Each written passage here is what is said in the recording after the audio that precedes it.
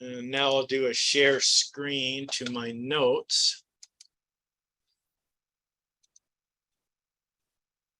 And so, yeah, so I guess all I'm saying is I hope you guys find this as amazing as I have. So I'll just start in here.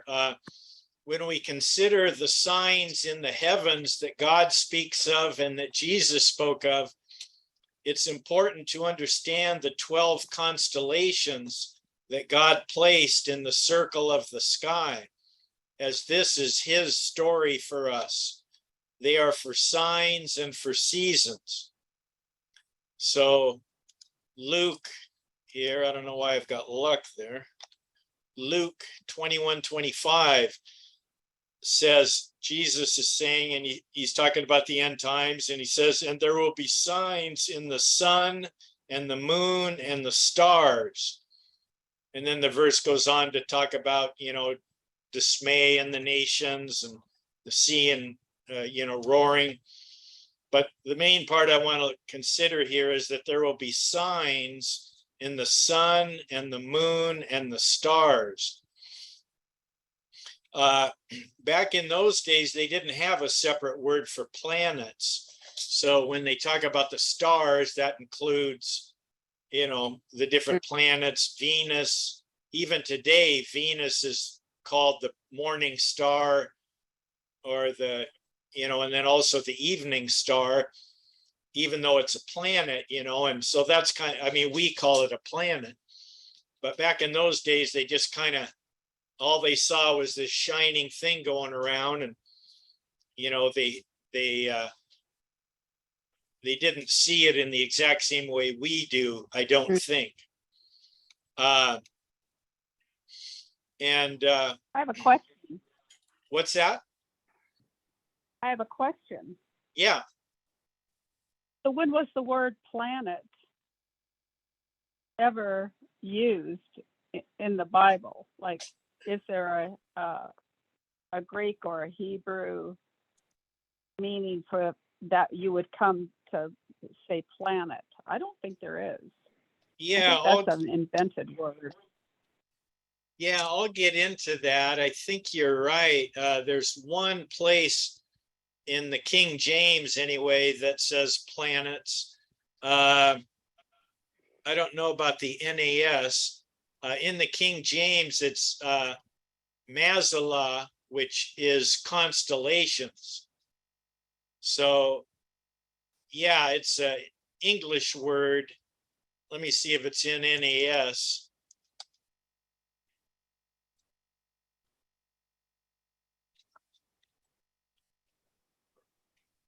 Yeah, it's not in the NAS, so there's nothing for planet.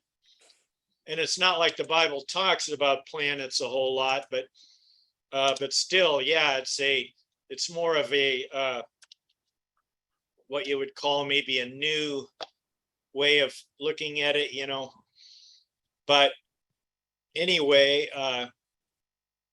so just saying, this is kind of a whole new area for me, and I don't at all claim to have all the answers. So some of you might know more than me in different ways, and that's great. And if I say something wrong, feel free to jump in and say, hey, wait, I thought it was like this. But just I've learned so much that it's already like, wow, it's just blown me away. But anyway, so for me, just kind of telling you my journey, the various constellations and astrological signs were all kind of weird, bizarre things, like Gene Dixon and the horoscopes. I kind of lumped it all in with that. Mm-hmm. All I knew is I was a Taurus, and I thought that was cool. That how people are, whatever they are, that's the cool thing. You want to be that. If you're in Seattle, well, you're a Seahawk fan. Seahawks are number one. But anyway, that's really all I knew, and things that dealt with Aries and Leo and all these constellations, that just kind of seemed like weird, bizarre stuff that God wasn't in, that he wasn't a part of. And I think it was kind of like that in the Bible college that I went to also, because I don't ever remember hearing much about the different planets, the different constellations, or what they might mean, as that was kind of, I think, considered a little bit out there and a little bit, in the eerie zone, And I believe that what we will see is that is exactly what the devil wanted us to believe. In other words, if God painted this beautiful storybook in the stars as this big circle of stars goes around us year by year and month by month, day by day, if God really did paint some pictures for us to see that point forth his gospel and different truths and different seasons and times, then the devil would want to make that as the eerie zone, the weird stuff. And the powers that be are the same ones that now have got the whole world to believe that we came out of the swamp and we evolved from apes. And anybody who believes anything else is just completely weird zone kind of person, Well, they've done the same with this. And so most Christians, if you bring up anything along this line, they kind of have a tendency to zone out. And that's how I was anyway. So Satan basically says, forget about God's storybook in the heavens. Don't look up. There's nothing to see, especially if you're a Christian. So that's kind of how it was for me. And I think many others too.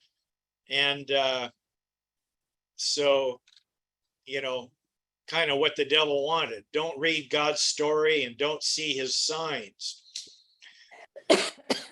But what got me started on this was finally opening up to the idea that Revelation 12 could be speaking of a heavenly sign that had to do with the constellations like Virgo, the Virgin, and the timing of Christ's birth.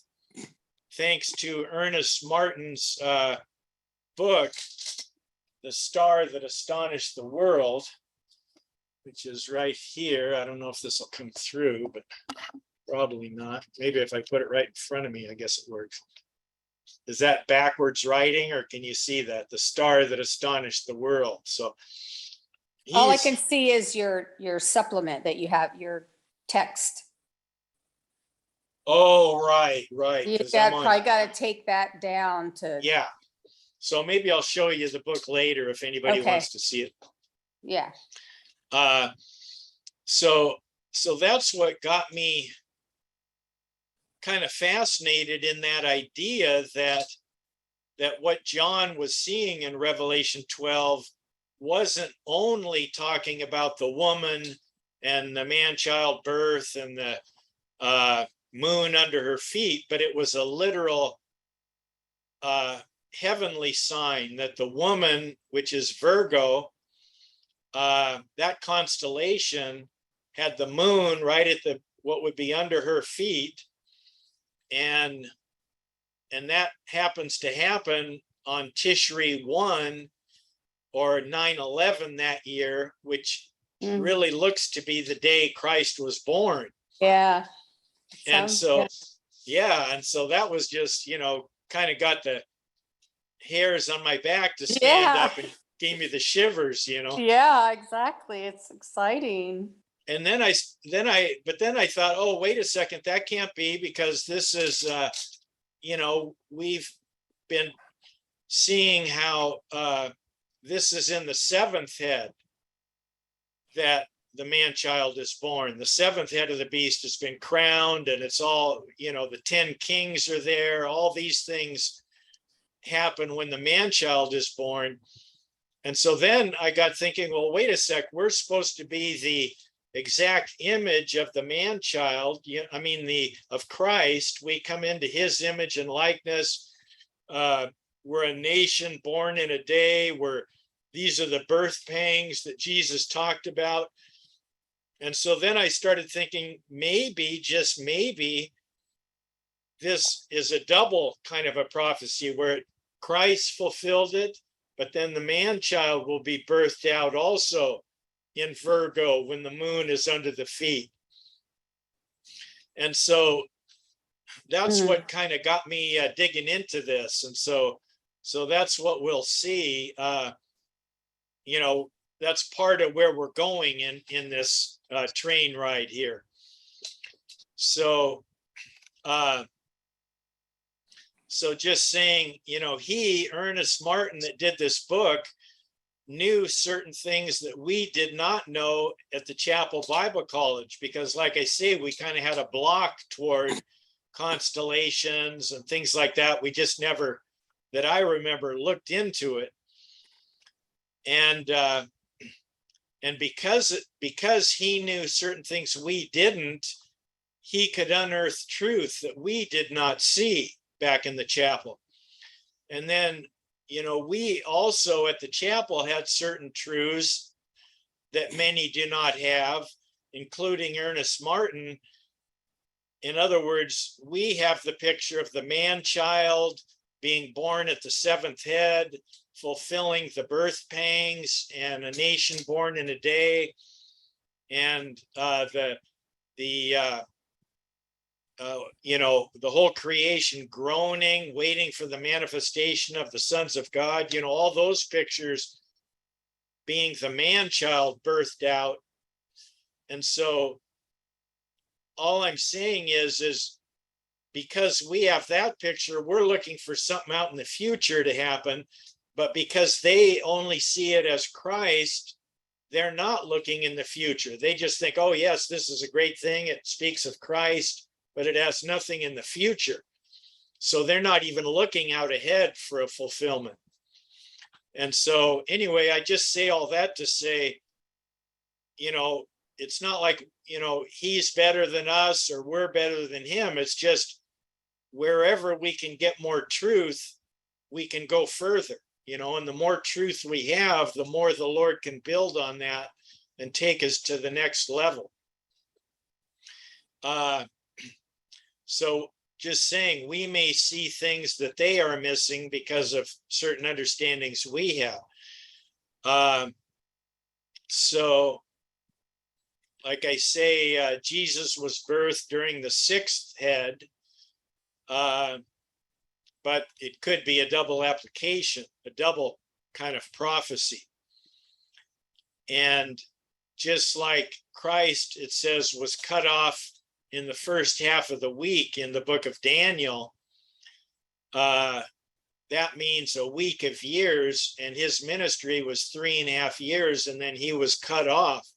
So it's very possible that 3.5 years Christ is going to fulfill it, but as he works through the man-child, that'll be the second 3.5 years. I'm just throwing that out as a possibility.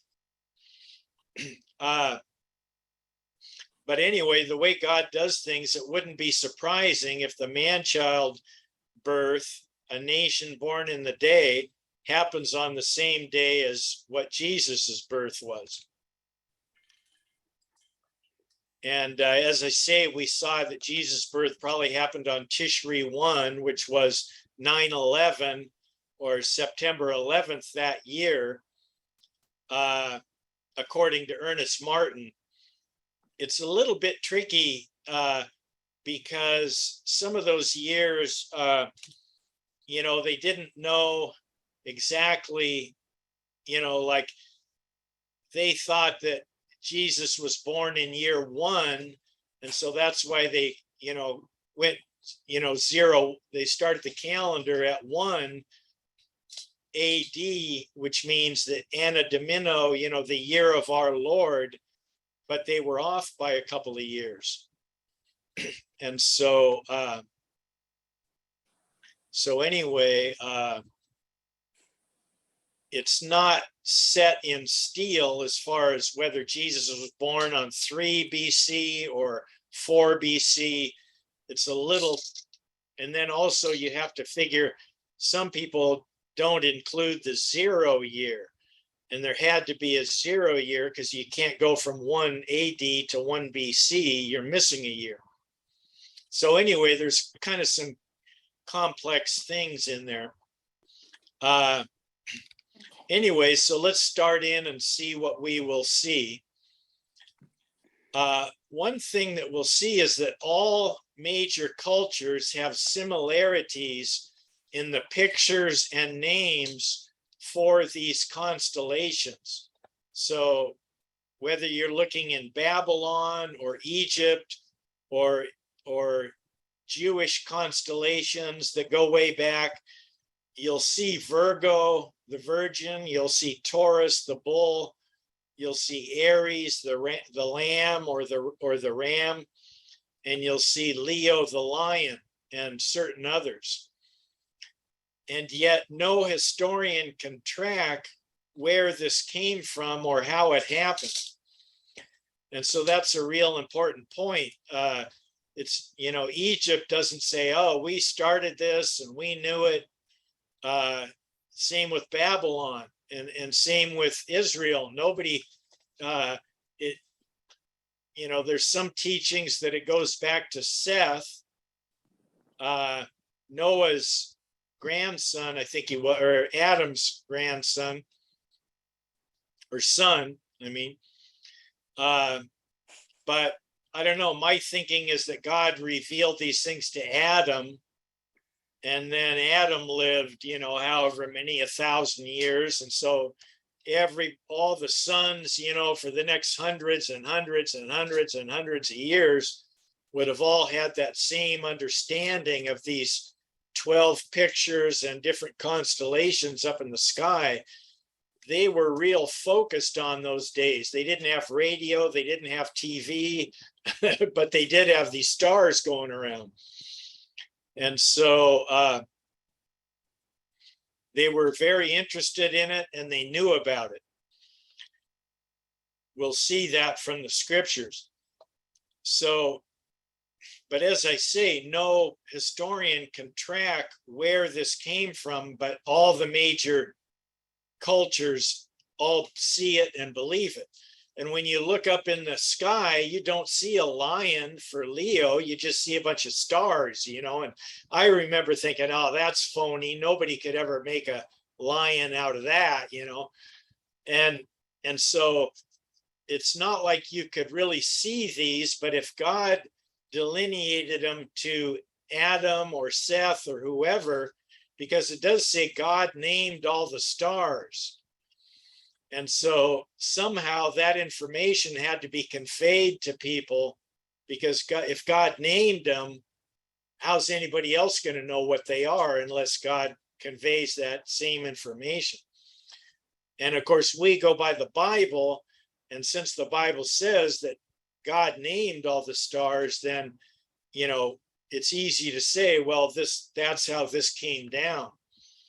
And when people split, when Noah and his 3 sons went out, they would have had the same information, and the devil worked to corrupt it, you know, as things went out. But still,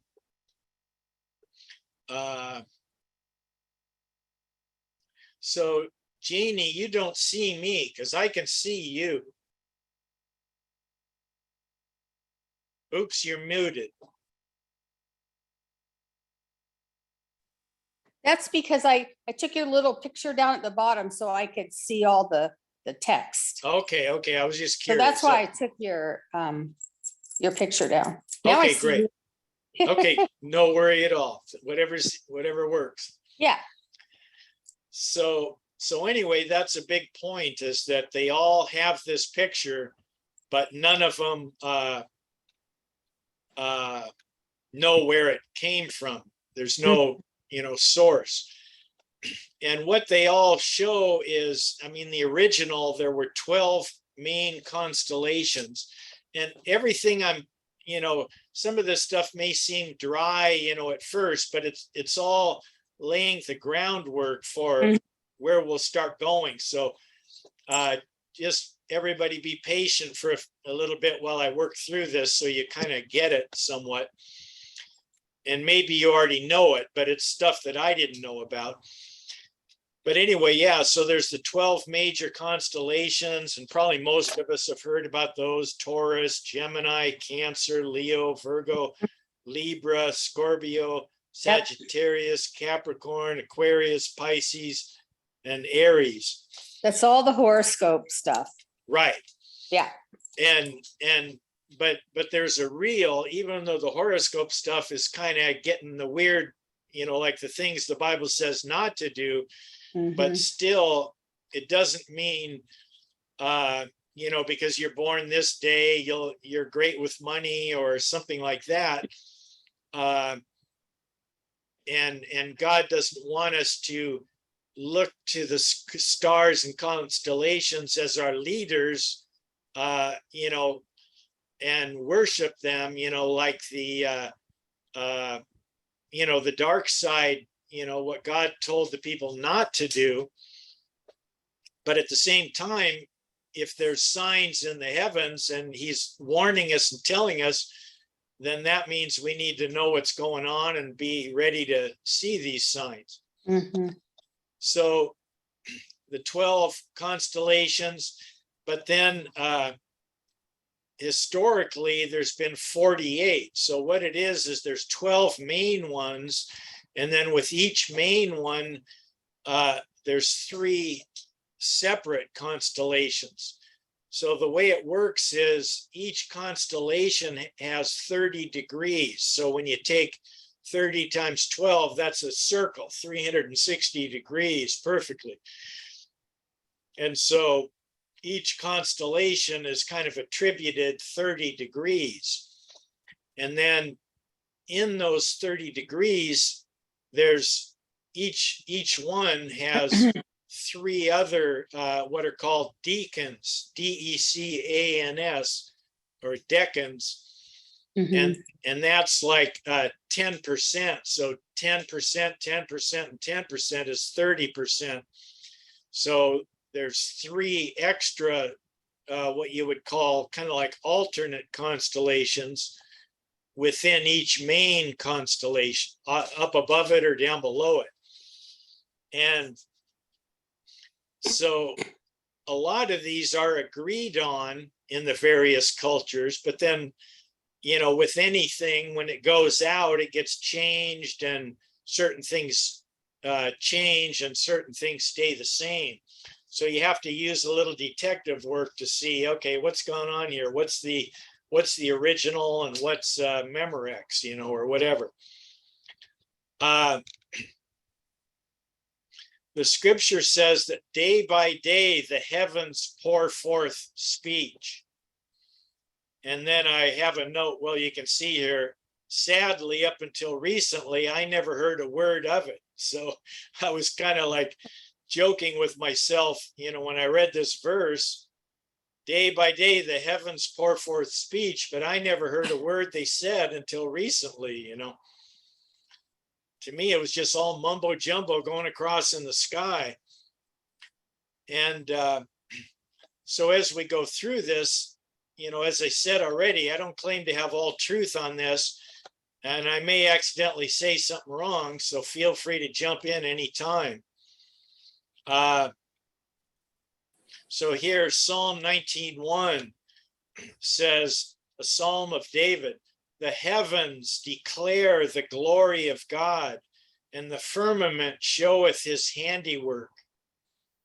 Or that's King James. So NAS says, the heavens are telling the glory of God, and their expanse is declaring the work of his hands.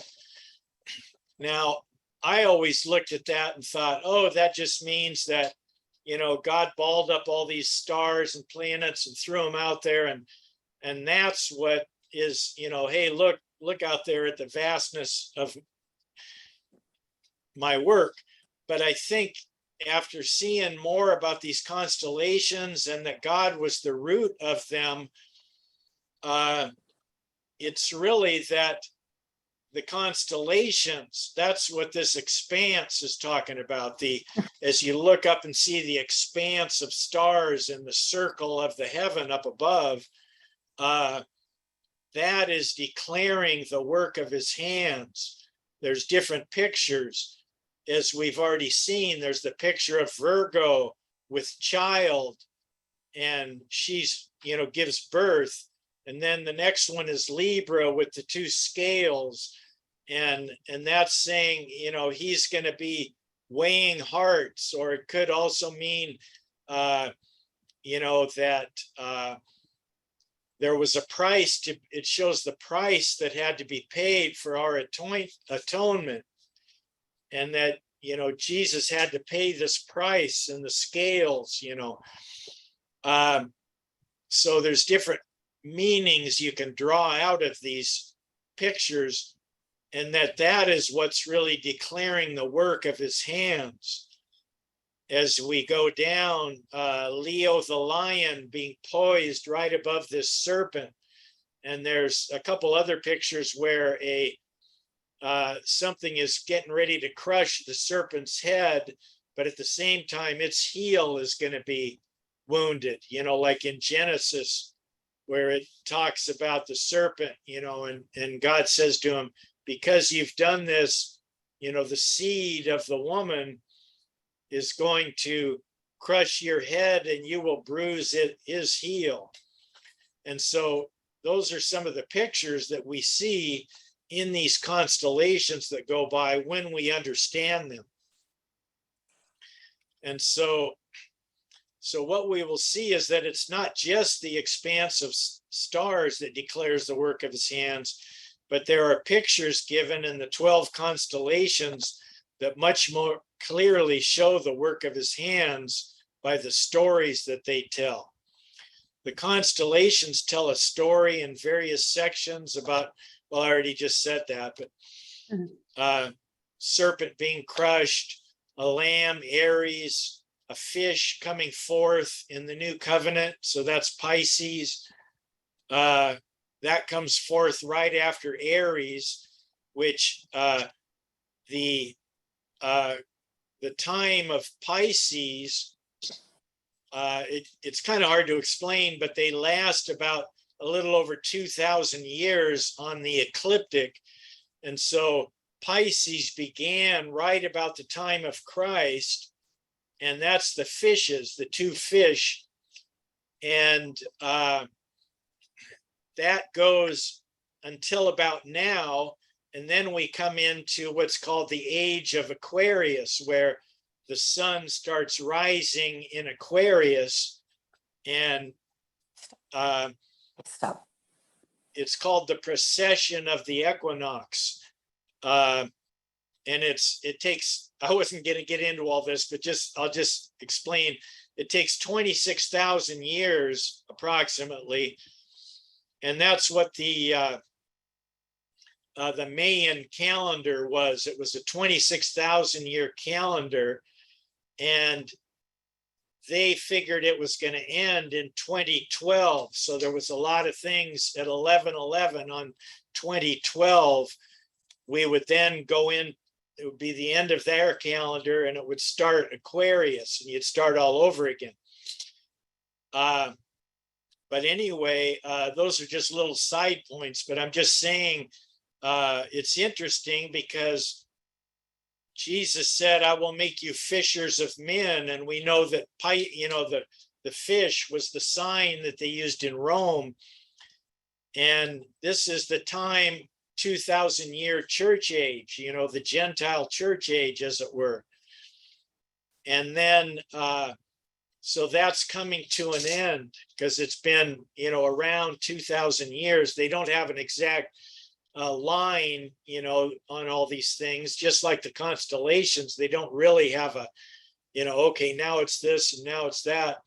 Some of them kind of go a little further, but still man has kind of allotted 30 degrees for each one. So maybe not all of this that I'm saying will stick, but just try to hold on, grab as much as you can. So, and it's so amazing, you know, our solar system, how it works like a big, giant, perfect clock. This solar, this astronomical software I have, you know, you can go back 2,000-3,000 years to a certain date, and it will show you there was a solar eclipse on that date. And then you go, you know, 500 years ahead, and it'll show that there's going to be a solar eclipse on that day, and then it comes to pass, you know. So they can chart this in the software because it's such a fine working clock system. They know that Venus is going to be right here, and that the Earth is, you know, the sun will be, you know, in this constellation, and they know all these things because they've got this perfectly run clock. So let me read that verse in Psalms 19:1, along with a couple more verses. So this is Psalm 19. It says, "The heavens are telling the glory of God, and their expanse is declaring the work of his hands. Day to day pours forth speech." And so, like I say, you know, I never heard a word of it, but we have to understand the language, and then we can start to understand what the speech is. So if somebody's speaking to you in Chinese, you're not going to, unless you know Chinese, you're not going to hear a word they're saying. And so that's part of what we're doing now, is just saying God put these things in the heavens. He wants us to understand and know them. He expected the people in Bible days to expect and know them, but the enemy has worked to make it all confusing and darkness to us. And so, you know, maybe the Lord is working to bring back some of this understanding of what he did. So verse 2 of Psalm 19, "And night to night reveals knowledge." So in the evening, you look up, and if we know what's going on, it reveals knowledge. "There is no speech, nor are there words. Their voice is not heard. Their line has gone out through all the earth, and their utterances to the end of the world. In them he has placed a tent for the sun." So it's kind of like, you know, the sun has his house, as it were, a tent, "which is as a bridegroom coming out of his chamber. It rejoices as a strong man to run his course." So, you know, this is a picture of the sun coming up in the morning, and, you know, as a strong man to run its course throughout the day and give light and sun so the plants grow, etc. Verse 6, "Its rising is from one end of the heavens, and its circuit to the other end of them, and there is nothing hidden from its heat." So that's interesting. You know, we hear all this stuff about global warming, but it's really this great big giant ball of heat, you know, that is what warms our earth. You know, when the sun goes down, all of a sudden it gets cool. It's not because Al Gore shut off his SUV or because the cows are passing gas. You know, it's this giant ball called the sun. So to understand the speech of that the heavens pour forth, we have to understand the language of the signs, because they're not really speaking out loud, David said up above. When I was in Israel with Keith Johnson, we were driving. We were kind of a little bit wild in our younger days, and we were driving into the dangerous area known as the West Bank. And we're on a barren gravel road, and we saw that we came along to this big sign, and in great big red letters up at the top of the sign in English, it said warning. But then all the rest of the sign was in Hebrew. And so a sign does you no good if the language is foreign. So that's what we want to look at in this study is trying to understand the written language of heaven so that we can understand God's story and the speech that the heavens are pouring forth.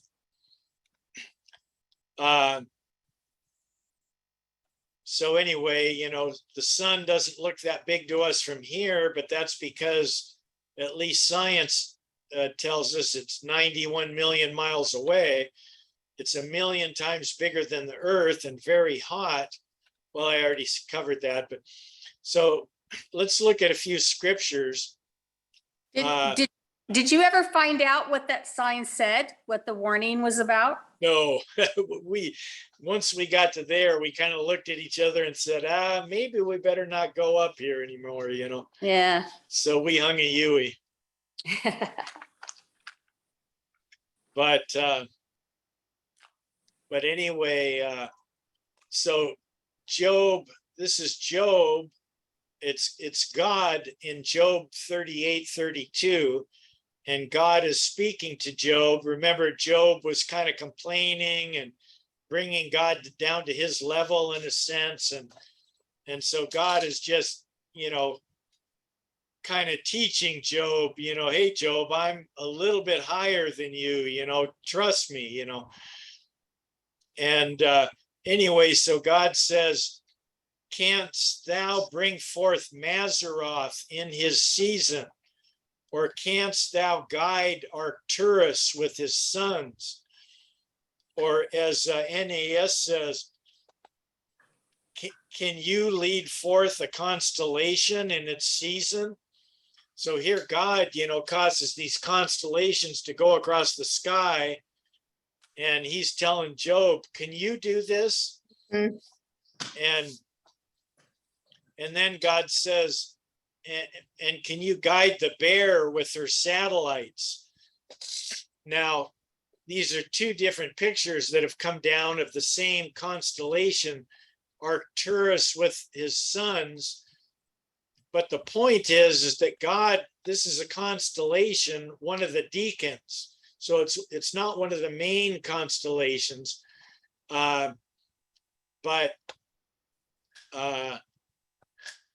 and this Arcturus is a star, and it's still named that today. And so it's really interesting that some of this stuff they haven't been able to change. And I think a big reason is because all the Jewish people knew what Arcturus was. And so then when it went to the Arabs and then into Babylon, you know, some of these same names stayed. Job is the oldest book in the Bible. But the point is that Job didn't answer Arcturus. What's that? Who in the world knows what Arcturus is? And what's a constellation? I've never heard of that. It shows that the people back then knew things. They knew the names of the stars and they knew constellations. Otherwise, God wouldn't be able to talk to Job as if he's going to understand this, you know. So let me give a change here, and I'll share screen. If I can figure out how to do this.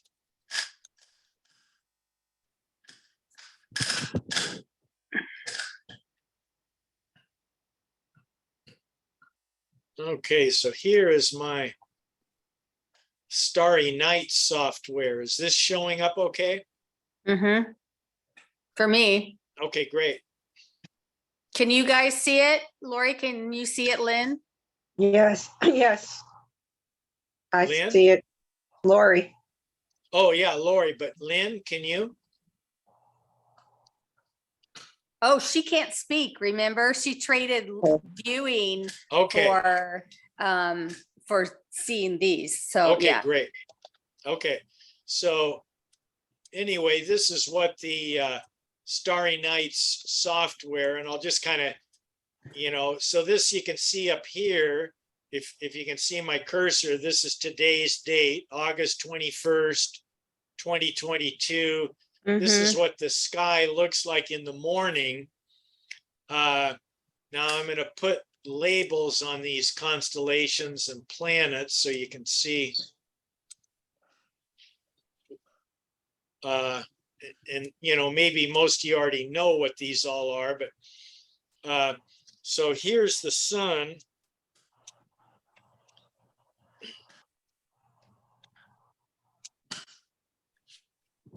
I see the crab right next to the sun. Yeah.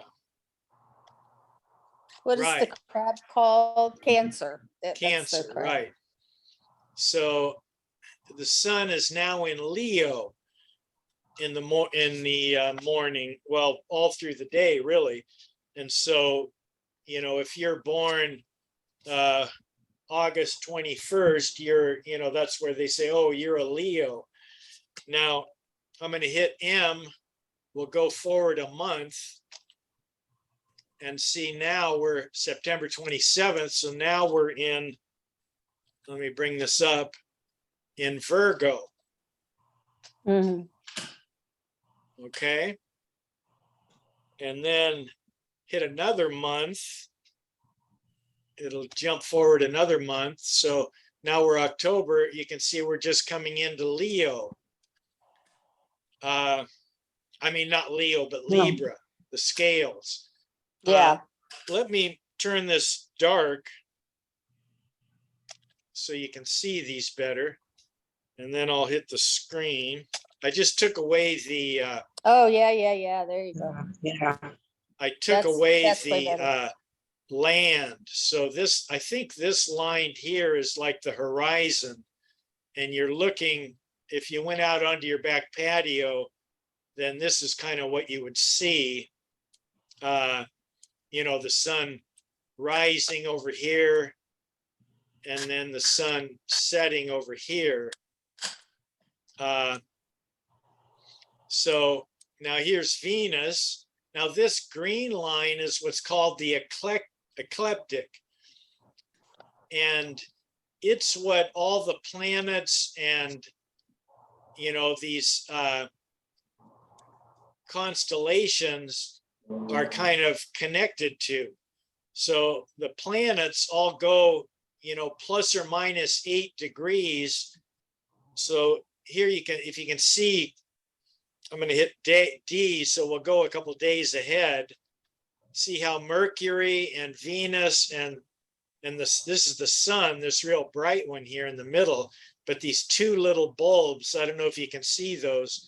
It's Venus and Mercury. So now they're buzzing on ahead. I'm just going day by day. There went the moon. See, the moon here is all in line. And let me just say, you notice the moon is dark here because when the moon is near the sun, that's when you have a new moon. If I go 15 days ahead, then that would be a full moon because when the moon, let me just go one more day back. So you see the moon here, and the sun, and the moon is completely dark. And that's because I don't know if you can read the text underneath. When I put my cursor on the moon, it says new moon. So the moon is dark. So in Israel, to decide a new moon, they had to see the light, a little bit of light on the crescent. So right now, let's go out here and look at this moon. I'm taking you on a trip to the moon here, so yeah. Fasten your seatbelts.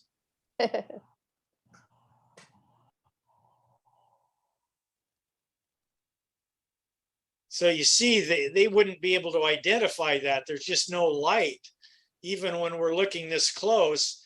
And it's because the moon is essentially in front of the sun. So you can't, and then as the moon starts going beyond the sun, then this side of it will start to light up a little bit. So let me go back.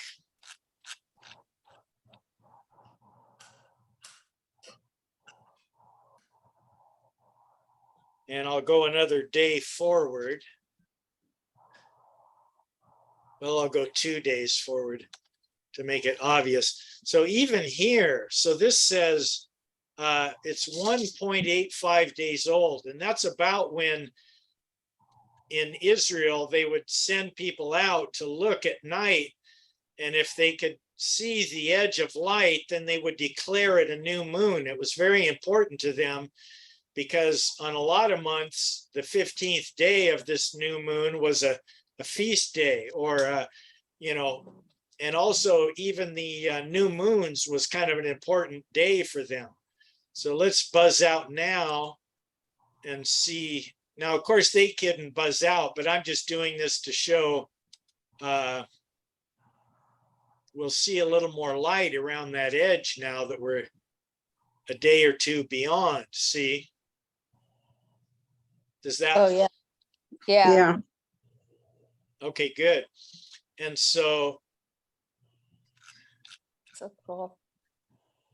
and just to make it real obvious, so now I'm going to go 13 more days forward. So the moon will probably disappear. I'm just going to hit the button 13 times for days. So 1, 2, 3, 4, 5, 6, 7, 8, 9, 10, 11, 12, 13. So now you see it's a full moon. Or let's see, it says waning gibbous moon. Let's see, maybe I went 1 day too many. Let me try another day. Waning. I'm going to go back 2 days. Okay, so there it says full moon. So let's go look at that. And really the only reason it's full is because it's far enough away from the sun now where everything we see is illumined by the sun is kind of behind us now. So that's a full moon.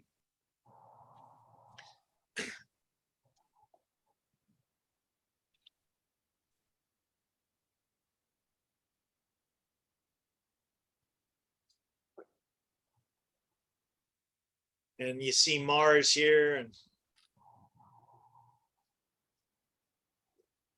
and you see how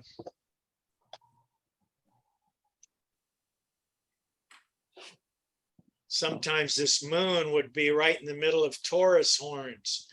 And you see that in Egypt. We've seen how Isis, now whether it's the moon or the sun, they did a lot of things where they would have a winged disc, they call it. And the Freemasons do this also, but anyway, we'll get into that later. I'm going so many directions here, but so the moon is here. Now the sun is going to be way over here, and Earth, you know, we are kind of in the middle. The sun is going, I mean, the moon is going around us, but if the Earth happens to be right in the middle, then you have a lunar eclipse. So the moon goes dark when it would normally be a full moon, but that's only because the Earth is in the way. Normally the Earth is a little bit higher or a little bit lower.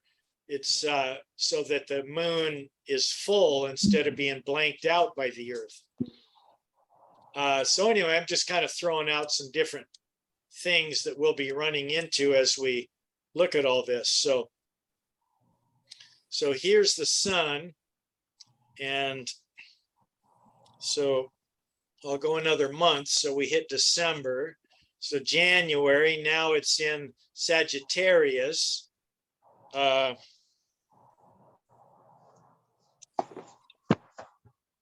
just want to go back to, I skipped one, which was, let's see, what happened to Copernic, Capricorn.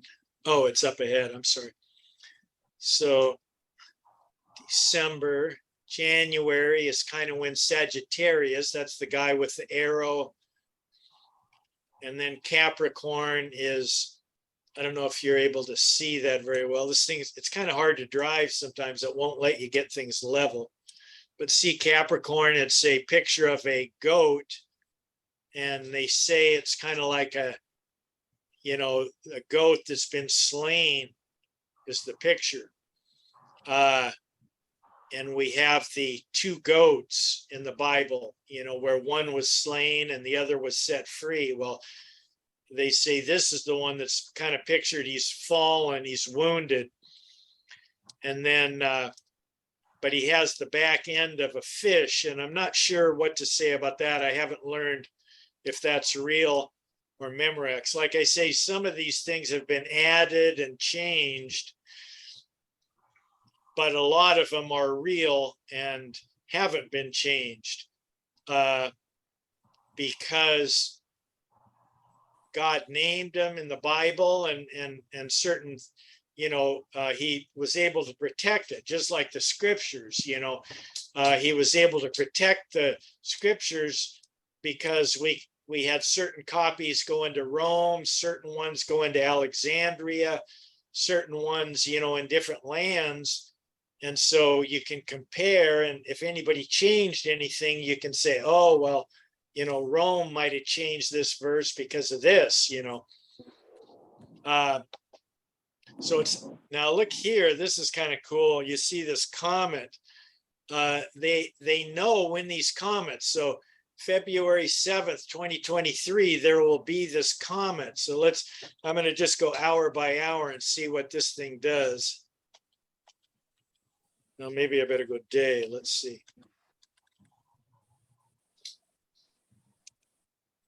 Sometimes they're really cool. They're really fiery. Okay, yeah, here, watch. See him? This is a comet that has a regular, let's see if I stick my, looks like Comet Catalina, if this is right here. And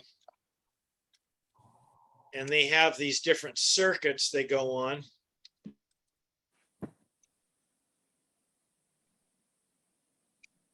So now I'm going to go backwards. So they know this will happen. And if you're, watching on this day, you would see this comet, So now I'm just going to keep going day by day here for a little bit. See how the sun cruising along, and all these planets are on this same eclectic: Venus, Jupiter, Mercury, Saturn. So these are some of the things that if we know what's what, if we know what Pisces, so for instance, Pisces, now this has been changed a little bit because when you read about it in older constellations, these two fish have this little tether and it comes up here to Aries, which is the Lamb, Christ. He has a little tether on these fishes, which would make a lot more sense than this Cetus beast. So the new people, the more modern, they tie this to the beast.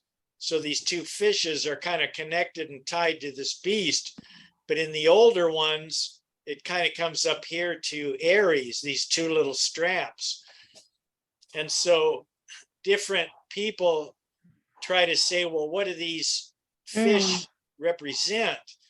And I saw one guy, a Jewish Messianic, and I think he nailed it because it really goes in with our teaching of, remember how we're always talking about two groups of Christians?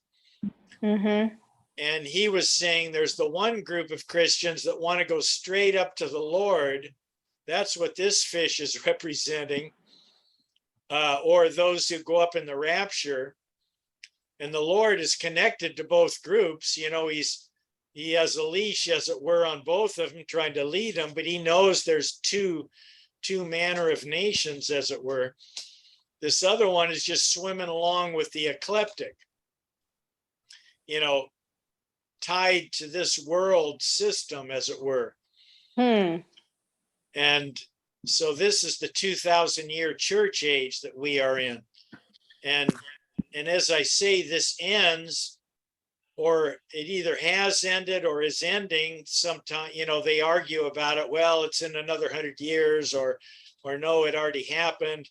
But anyway, what comes next on this big ecliptic is Aquarius. And if the world was going to keep going on, the sun would essentially be in Aquarius for the next 2,000 years or so, just like it's been in Pisces for the last 2,000 years. So the fish that's going up toward heaven, you're assuming that that's the rapture, the snatching away? Well, I'm not assuming that. I'm just saying that's one way to interpret God's pictures. Yeah. Yeah. And then the one that's clipping along is like I don't know. Those that are left behind, you know, that because they're tied to this world system. Yeah. Well, I don't know if this makes a difference, but when you look at the rapture, that's a big fish. Look at that. I mean, that is a big fish when you compare it to the one that's clipping along with yeah, you're right. The current, so to speak. Yeah, no, that's really a good point. And, you know, we don't, like I say, when you look up in the heaven at, you know, whatever time of night Pisces would be up there, you don't really see these fishes. So these things are, you know, a human that's drawn these in. Oh, okay. And when you look at the two fishes in Pisces, I mean, when you look at Pisces in the Babylonian drawings or in the Egyptian drawings, there'll be a little different picture, but some of them do have the same idea where one is going along and one is going straight up. So, in fact, I'll show you that right now. And if you look at this, if you look at the fish that's just going along, he's upside down to us. Yeah. See, his spines are down below. Whereas if you look at the fish that's going up, the spines, that would be the top of the fish. Yeah, so he's kind of upside down there. Yeah, he's confused, maybe. Which usually means dead fish, you know. Oh, yeah, that's right. Oh, my goodness. Uh-oh. So a couple of ways to draw, you can just draw a lot of truth out. So I wish that this was drawn like to some star, you know what I mean? Something that made it real as opposed to just the, you know, picking out their own size, right? I wish it had some validity to it. Right. But they do see fish, and that's why they have the fish there. Well, you'll see these same fish in the different constellations that have come down throughout history. Let me show another thing. We'll jump around a little bit, see how good my driving is here. So let me stop this screen share. Go to another. So this is the Egyptian dendera.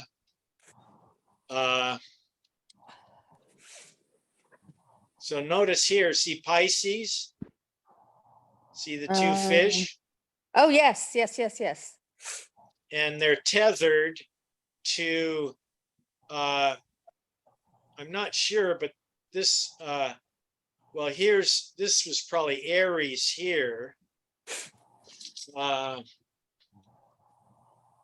But anyway, just showing you that one is kind of more going up and the other one is kind of going along. Mm-hmm. And you see a lot of these same, here's the scorpion, here's the guy with the horse and the arrow. Mm-hmm. And then you keep coming around. Here's Leo the lion, it looks like here, Where was the scorpion? right here, I right don't. next to Sagittarius, the guy with the bow and arrow. Mm. I know it's upside down, so it's a little bit tricky to see, but. And then you have. Oh yeah, I see it up here. It was, yeah. And then you have Capricorn comes after Sagittarius. Or before, depending on which way you're going. Yeah. Because you got to turn it to go with the flow. Yeah. And then this looks like the bull, maybe. Now here's Leo. And you see Leo is right on this snake, right? Mm-hmm. So. Oh, yeah. They've kind of changed it where the lion is not so much right on the snake. So this kind of, the further you go back, the more likely is the truth. Mm-hmm. Because the devil wants to hide any idea of Leo the lion, which is always pictured as of Judah, the lion of Judah. Jesus, yeah. Yeah, grabbing a hold of the snake, the serpent, the fleeing serpent, it's called. Mm-hmm. And so there's all these different pictures. Now let's look at another one. So this is, oh boy, it's the oldest one of these that pictures the constellations. And then the second oldest,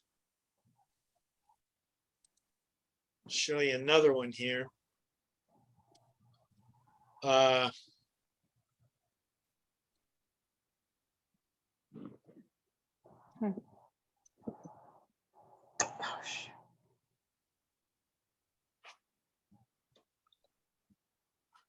Let's see, let's try this one. So this is the ancient Israeli one. This is cool. You see Taurus down here. Does my cursor show up? And here's that same snake. Well, let's see, where's Leo the lion? It'd be up here somewhere. Here it is. See Leo the lion? Oh, yeah, yeah. And here's that same serpent. And Leo is just ready to pounce on his head, see? Yeah. And so, and it's funny, but this little raven who's chewing on the serpent, he's in all the, and I think he's talked about, but in all the ancient constellation pictures, whether it's Egypt, Babylon, or Israel, he's on there. So, that's one we can kind of count on. I wonder what the interpretation of the raven is. Ravens, I guess, would be a predatory bird. Yeah, just something kind of showing that this serpent is getting it. The ravens are picking at its flesh and the lion is ready to jump on its head. The serpent's not having a good life, in other words. It must be a cobra because he's bringing his basket with him. You see that? Yeah, and this is in there too, and I forget but that's funny. That's the basket for the cobra. Yeah, and that, I don't know if you're right on that, but it's this is a real thing because it's in all the different ones. Well, what else would that be? I don't know. I mean, if it wasn't the basket for the cobra to go in, you know how they have them in this basket, then they play music and it, brings them out of the basket. It could be. So you look at here, this ancient Israeli, here's Libra. You'll see the two scales. It's kind of hard to picture it, but see this bar and then there's two scales hanging down. Yeah, yeah, yeah. Here's And the then, Sagittarius with the bow and the arrow yeah, aimed at the scorpion. yeah, you know, I'm a Scorpio. Uh-huh. And, you know, so, and this Ophiuchus, you can't see him too well because he's upside down, but he's, you see him wrestling with a serpent. Mm-hmm. We'll go look in my software and you can see that better, but, so one super interesting thing, so you see here in Virgo, remember this is the woman, the virgin with child. Yeah. Now in the ancient, it's the zodiacs is what these are called. This is a picture of the zodiacs, so it's the whole Right. thing going on. In the ancient zodiacs, they all picture a woman with child off to the right of this Virgo. Mm-hmm. It's one of the decans of Virgo. So remember how I told you there's lesser constellations? Mm-hmm. Now this is upside down. I don't know how to switch it around right side up, but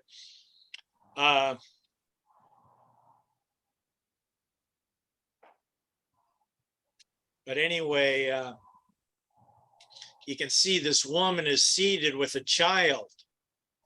So, and the child, this is called coma. See that? I don't know if you can see that, how well you guys can see this, but coma, it's listed right there. Uh-huh. Yes. And coma in Hebrew, they're saying means desire. It's the desired one. Or Christ is called the desire of all nations. So the Messiah, the child to be born, was the desire. So God put these things and gave this information way early on, and it was kept in as you come down through these different nations. So let me, while we're talking about, and see how it's right next to Virgo, it's a deacon in Virgo. Mm-hmm. So let me go back here and we'll look at the Egyptian one. Now, Egypt was very advanced in their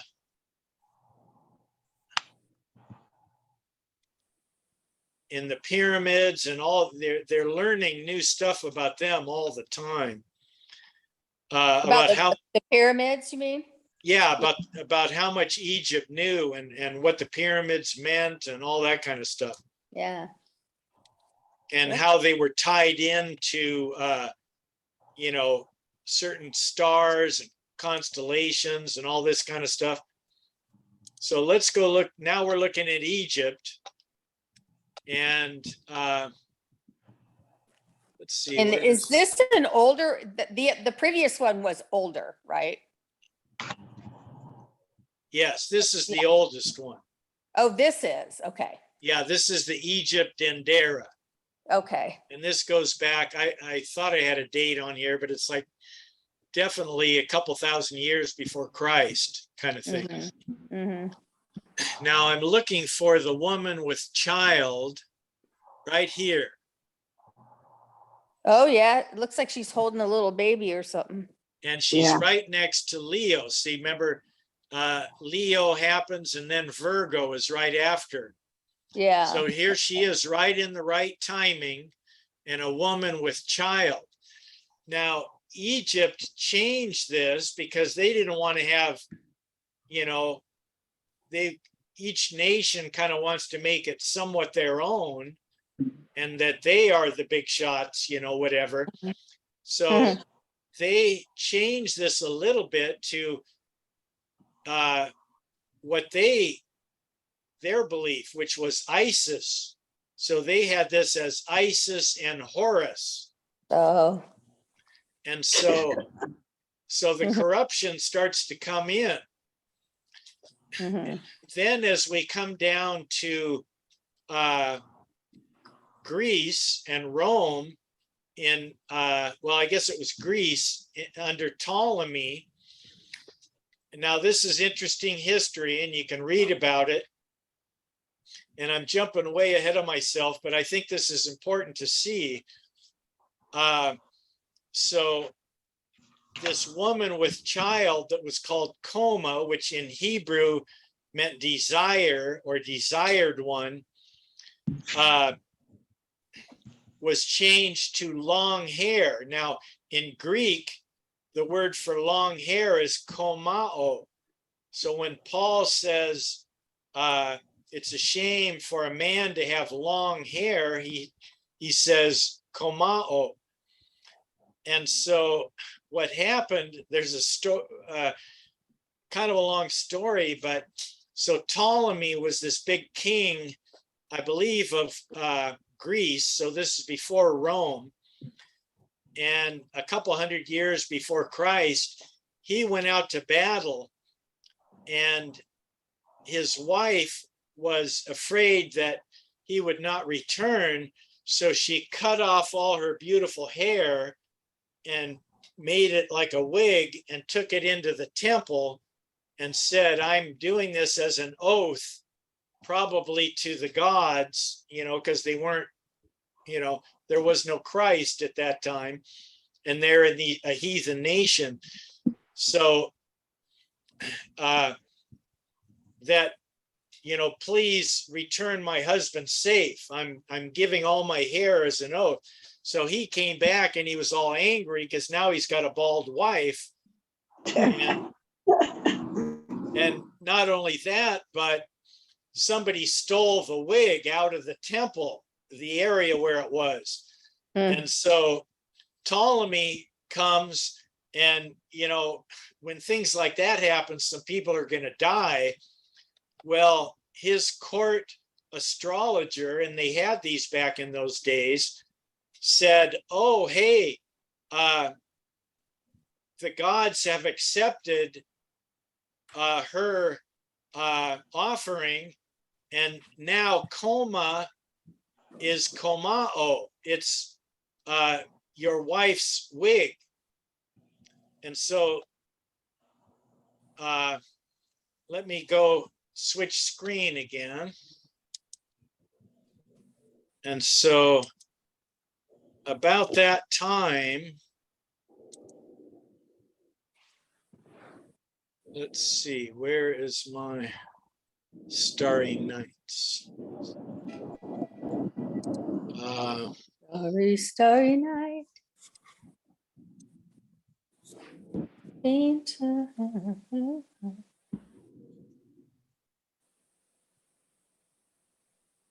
Let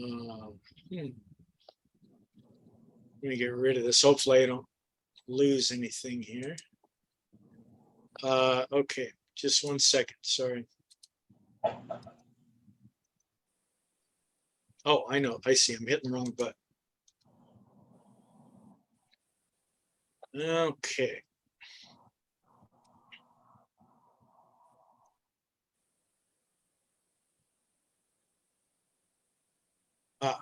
There it is. Okay, does my thing come up now, the Yeah. Starry Nights? Okay, so let's go find Virgo.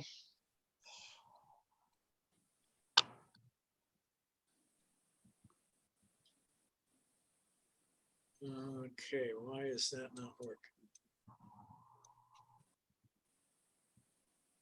Okay, here we go. Taurus, Leo, Virgo. Okay, so we would expect to see, so here's Virgo, and right here we see coma, but what it is it's the lady's wig. It's coma Berenice's. That's Bernice's wig. So they changed what was, and you can better believe that a lot of people didn't like this idea of a woman with a desired son. The devil especially didn't like it. So let's wipe that out and we'll make it coma. We'll still call it coma, but it's long hair of Bernice's. So you seeing how that works? No. Yeah, Oh, I you're don't not? either. I don't No. understand why, Yeah, I don't why get the it either. devil, what didn't the devil like about it? Well, because the picture of Mary bringing forth Jesus Oh, is the fulfillment, the son, the desired Messiah to be birthed. okay. I was hung Okay. up on the hair. Yeah, me Yeah. too. Because the Orthodox Jewish woman would cut their hair off and wear wigs also. Is that any correlation to this? You never know. I don't know where they picked that up. But I know Paul was saying, that it was a shame for, a woman feels shame when all her hair is cut off, kind of thing. And Mm. so I don't think Yeah, it's well, any we know biblical that. thing that God wanted, as far as why the Orthodox Jewish ladies would do that. I don't know. Well, then they cover their head with the wig. So But what was the purpose? Do you know why they did no, it? I'm asking you, you're the scholar. I pass the buck. Yeah, Well, boy, I don't know what the answer to my that is. thinking on this, What's that, Well, Lynn? there's some understanding out there. I'd have to ask my daughter about it, but we live in a very electric universe. The whole universe is our whole system is run on energy. We are energy. Everything about us is a current, and long hair Static, absorbs a electric. current. No, it absorbs a current. Yeah. And so if a woman being a little bit more removed from the earth because she was made from the rib, so she's not exactly of the earth because Adam was of the earth, and she's removed one step above Adam, not exactly from the earth itself. This gets way out there, so this is just the world I live in. Okay. Well, let's not go way out there. Let's try to stay on point because I got an awful lot to cover. But okay, well, it's an electric current absorber. That's it. okay. But anyway, all I'm trying to say is that certain forces have been at work through the years Yeah. to corrupt what God has, the pictures that God has placed for us to see. Mm. If all you see is Bernice's wig, you're not getting the picture that God is trying to portray of this desired son that is being born in Yeah. the time of Virgo. And there's a big fish right there too, right below it. You're seeing all kinds of things here, Jeannie. Let's see. Where's the big fish? So if you're looking at the Coma Berenices, Yeah. go straight down to where it says, straight down, it says chorus, and then Yeah. that's a fish right there. No, See? that's that bird pecking at the snake. Oh, it is? Yeah. Looks like a fish to me with his head kind of pointy down, and then his tail see how his tail goes out like a tuna. Looks Yeah, like no. a tuna. Yeah, that's that same. Okay, that's a feather. And remember, That's a Leo the feather. lion is pouncing on the head of the snake. So that's that Yeah. same snake. And here's that basket you were talking about. See that? Oh, okay, yeah.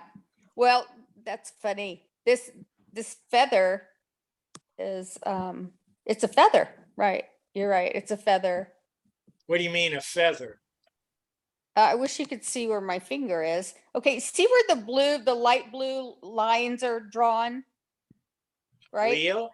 Yeah, see that right there? Now Yeah. go take your cursor and go right, just left, just slightly left right there. That's a feather, I guess. No, that's a branch. And that's another interesting thing. Sure So looks Virgo, like a feather to me. well, I'm just saying, what they say, how it originally has come down is that, Christ is the branch. So Yeah. Virgo is holding the branch that is Christ. So all these things I see. are Okay. typological. And in her other hand, she has a thing of corn, which I don't know. Can you see this right below the moon here? This little bit of corn's grain. Can see it, but can't I tell what hear it is. Yeah. I don't, Yeah, that's a it's corn, huh? you kind of really But- have to squint, but You know, Uh, below it, it kind of looked like a Christmas tree almost. What you said were branches, kind of the shape of an evergreen tree. up here, No, right below where Janie was said it was a feather, and you said they were branches. Yeah, that Right was here the below the feather. That corn. was the feather Yeah. he just pointed to. Yeah, but if you kind of look at it, it kind of looks like the shape of an evergreen tree. oh, maybe Christmas is good after all. I don't know. Yeah. Well, that whole picture right there looks like a bird. The feathers are like layered out on top of each other. Then of course you come down and see the rest of the dress and the shoe, but it sure looks like it's like a bird to me, Yeah. but Well, it isn't. This is Virgo. Okay, let's agree to disagree. yeah, let's just move on. Well, no, and I don't mean, I'm just saying all of the different cultures have this picture of Virgo being a woman Yeah, And it's there's- okay. Yeah. and there's no fishes. So it may look, you know, And no whoever's Christmas drawing tree. this, maybe didn't do Yeah. a great job, Yeah, he's Uh, fired. but yeah, I think it's really important to see the corruption and how the devil tries to hide stuff. And when you read this in Wikipedia, they don't really, you look under Coma Bernice's, they don't say, oh, well, it used to be a woman with child, the desired one, they want to hide certain things. Yeah. So now they're just making it out to be a wig. Yep, that's all it is now. You're right. Yeah. And then they say, well, it was a myth of, it might have been a myth. And it's like, no, it Mhm. wasn't a myth. Yeah. It was, and so they called it Coma Pregnant Bernice. woman. Huh? Yeah. A pregnant woman. That's what it was. You mean Virgo? No, the coma Bernice is a pregnant woman. Oh, it's a woman that has her child. She had the child. Oh, she had the child. Okay. Yeah, remember she's sitting and holding her child up. That's like right. That's right. Yeah. Okay. Got it. Yeah. this.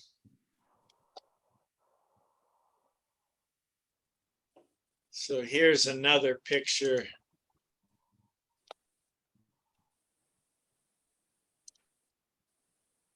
It's so amazing. Yeah, it's oh.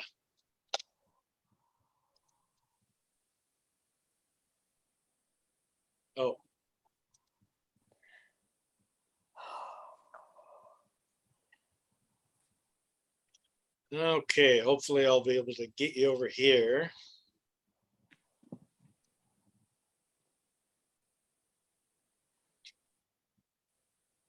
Ah, there it is. Okay, so here's is this coming through? Mm-hmm. Yeah. So this I don't know if Oh, this there is, it is. Yeah. this is Leo, that you see his tail, and then Virgo here. And then Mhm. this is, what they portray as Bernice's wig, but this is what it is in the ancient pictures before Greece changed it. Yeah. So So- she's got her long hair, and there's her child. Yeah. Wow. And like I say, this coma means in Hebrew the desire, or the desire of all nations. So it's Mhm. speaking of Christ, the Messiah being birthed, and Virgo. And you can see here, this is more a branch looking thing in her right Yeah. hand. Yeah. Yeah.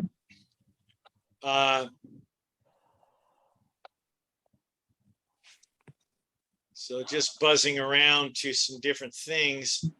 Ooh. So let me,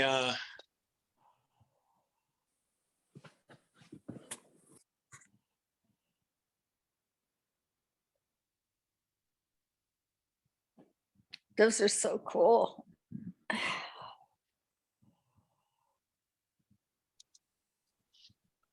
Uh,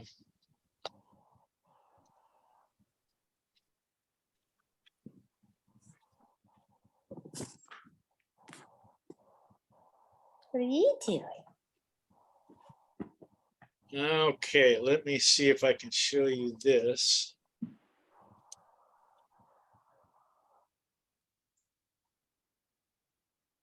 So this is Isis with Horus. Mm-hmm. So that looks a lot like woman and child, doesn't it? Yeah, I've seen this thing before. So they wanted to change it, and Egypt, the world government has said, which is spiritually Egypt. Egypt kind of went away from God, so they kept a lot of the same stuff, but they changed it to make it their own. And this winged disc is something you'll see a lot. Some say it refers to Saturn. Some say it's different things, the sun, the moon. But to me, it's kind of interesting that when you see the sun and moon go through Taurus, I don't know, it's but yeah, so this is Isis, who was married to Osiris. You remember that?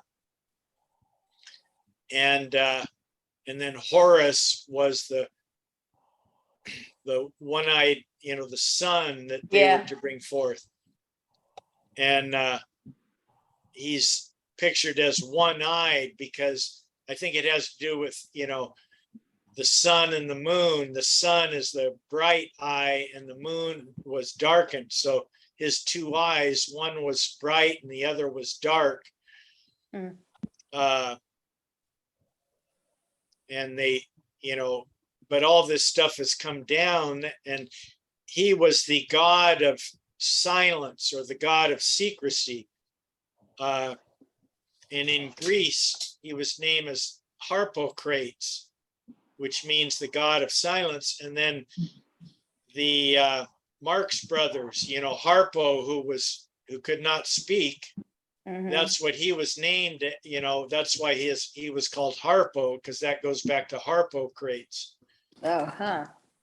And all the Hollywood people that put one finger up, to their mouth and go shh, that's symbolic of Horus, bringing forth Horus. And Huh. it's saying that they're in the club and they take a death oath to not reveal the secrets. Hmm. And so you'll see a lot of these Hollywood people making that symbology, and they think it's so cool. Hmm.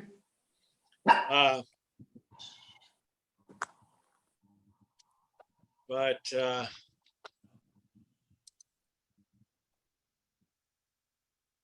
so that was a little bit of a side bar.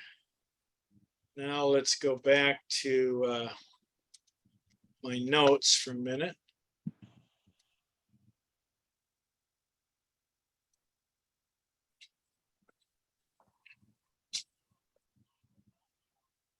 So, we've been talking about how the Bible had, God spoke of a constellation and stars, and as if he knew that Job would know what they were. And we also have the example of the three wise men who were called magi in the Greek, which was a court astrologer or astronomer or a seer. And most all governments had those in these days. Like I said, with Ptolemy, it was his court astronomer that said, oh, hey, don't get mad and kill a bunch of people. Bernice's hair has been accepted by the gods. It's coma Bernice now,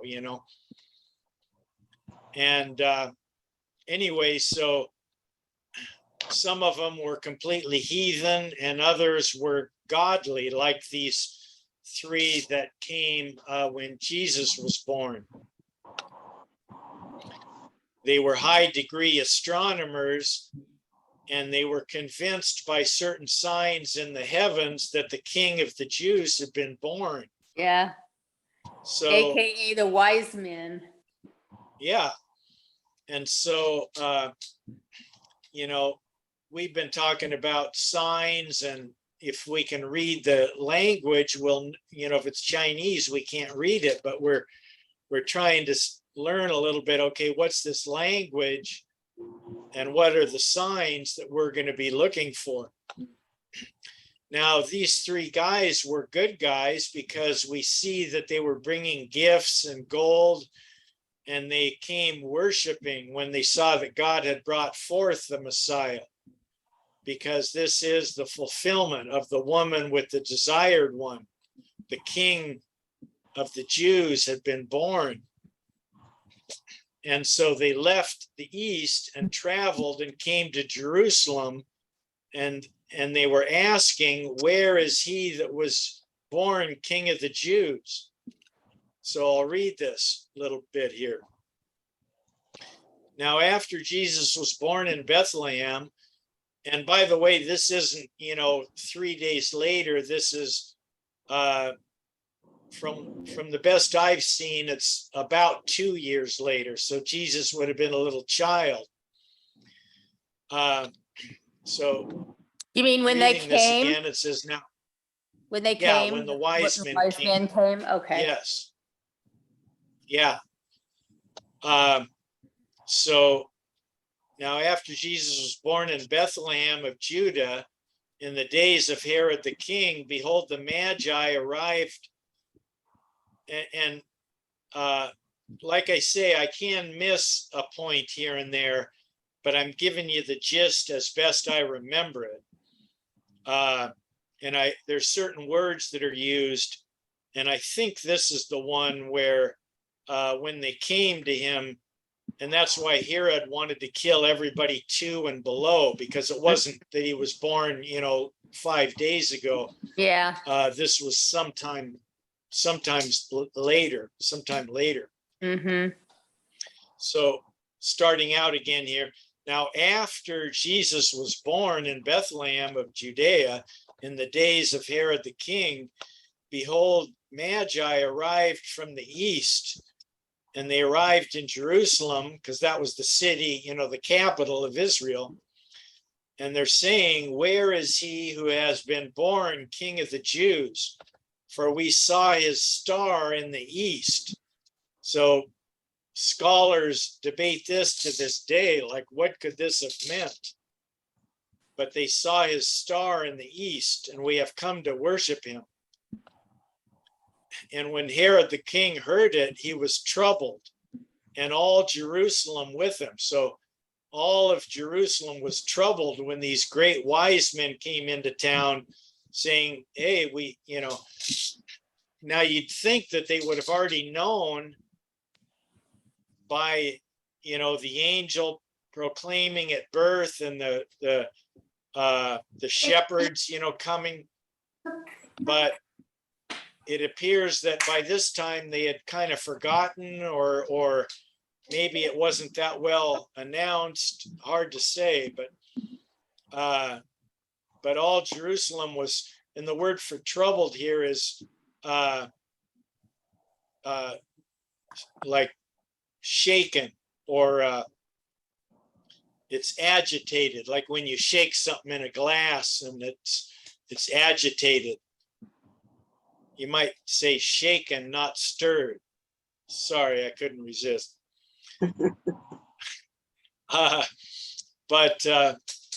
So all Jerusalem was agitated, you know, with what's going on here. What is this? And of course, Herod was really troubled because, you know, what are you talking about, King of the Jews? I'm the big shot around here. We don't need anybody else coming up. So verse 4, gathering together the chief priests, you know, Herod wanted to know, where is Christ to be born? Now, it's important that these chief priests and scribes weren't even thinking, because they didn't see his star in the east. They weren't in tune with some of these signs. And so they knew enough to say, and these wise men, whoever they were, they didn't know where the king of the, where is he? But anyway, these other guys did know that he's in Bethlehem. For so it has been written by the prophet. Now, if what I'm saying is true, then that means they would have lived on in Bethlehem for another year or two after Jesus's birth. Because like I say, they're still here. If I'm remembering this right, that it was about 2 years later. For so has been written by the prophet, and you, Bethlehem, land of Judah, are by no means least of among the leaders, for out of you shall come forth a ruler who will shepherd my people Israel. And there's a lot of different ways to take this. Remember, Bethlehem is house of bread. And so the man-child, the Christ, is going to come forth out of the house of bread. And so we've seen, so is the man-child. It's the one loaf that Jesus held and brake. And he says, partake of this loaf. That partaking of the bread is what is going to be, and the, proper connecting and fellowship in the body of Christ, with every joint supplying and partaking of the one bread, Christ in the midst of us, is going to be, the man-child is going to be birthed out of that. He's not going to be birthed out of a church that wants to stay unleavened crackers, because this is the house of Lehem. And I'm just speaking spiritually, it's the bread, the bread of life, not the legalistic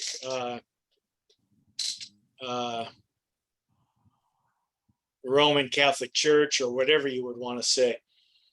So Herod then secretly called these magi and ascertained from them the time that the star appeared. So they came, wherever they came from, whether it was Babylon or, they had seen his star in the east. And Herod wanted to know, hey, when was that you saw? And I think he was trying to gauge how old the kid could have been by that time, because he wants to kill all the babies and, probably doesn't want to kill any more than he has to, because he's already going to face some backlash when he does this. And then Herod, it says, and he sent them to Bethlehem and said, go and make careful search for the child. And when you found him, report to me that I too may come and worship him. So he's being a fake. They really wanted to go worship. Their hearts were right, and they were looking for this desired one, this promised King of the Jews that was going to come forth. So having heard the king, they went their way, and lo, the star which they had seen in the east went on before them, and it came and stood over. Now, to stand over, it's possible that could mean a retrograde. And so I'll go into that later, but the star came and stood over where the child was. So, there's tricky things here. When you look up at any star in the heaven, you can't say, oh, look, it's right over that house. No, it could be over 50,000 different houses, And so then some people say, well, this must have been a unique miracle that God did with some fireball up in the sky that came in, which is possible. But anyway, when they saw the star, they rejoiced with great joy, and they came into the house and saw the child with Mary, his mother. They fell down and worshiped him and opened their treasures, presented gifts of gold. So you think of this, I mean, traveling in those days wasn't an easy thing. And most people don't want to give away gold. If you've got some chunks of gold, you're not saying, hey, some kid's born down the way there, I want to go give him some gold. You want to keep your gold, and you don't want to go on some long journey that's dangerous, and who knows if you have enough water and enough food to make it. These were big things. And so these guys, they had their heart in the right place, that they wanted to go see this child that was going to be born and bringing gifts. But having been warned by God in a dream not to return to Herod, they departed for their own country and went a different way, because God didn't want them to tell where the Christ was. Now, when they departed, behold, an angel of the Lord appeared to Joseph in a dream, saying, arise and take the child and his mother and flee to Egypt, and remain there until I tell you, for Herod is going to search for the child to destroy him. And he arose. So anyway, the whole point, so he arose and he took the child and his mother by night and departed for Egypt. So here is this child and mother. So that's kind of interesting, in Egypt, the picture in the dendera of the mother with child, the desired one, and was there until the death of Herod, that which was spoken of the Lord through the prophet might be fulfilled. Out of Egypt did I call my son. So there was a scripture that says that.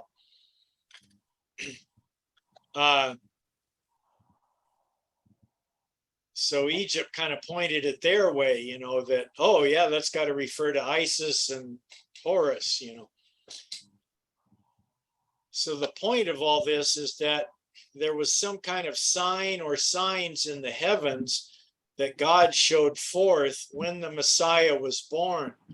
And those who understood what to look for and saw the sign saw it, while many others missed the sign, including all or most of Israel, didn't know about the sign to see it and catch it.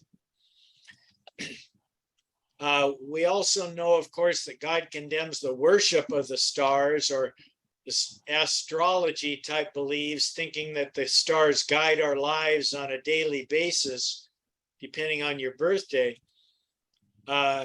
So just saying, the enemy has always tried to pervert, but we don't want to throw the baby out with the bathwater. Yeah. So God's word also has a theme: the serpent causing man to fall, a coming redeemer who will rescue God's people and crush the serpent. And this is what we will also see in the heavenly scroll, which God laid out in the constellations. So here's a verse on where God is, through Moses, is telling the people, don't, I said all these things for signs and seasons, but don't be drawn away and worship them. So Deuteronomy 4:19 says, beware lest you lift up your eyes to heaven and see the sun and moon and stars and all the host of heaven, and be drawn away and worship them and serve them, those which the Lord your God has allotted to all peoples under the whole heaven. So God is saying, hey, I've allotted all these stars and all this information.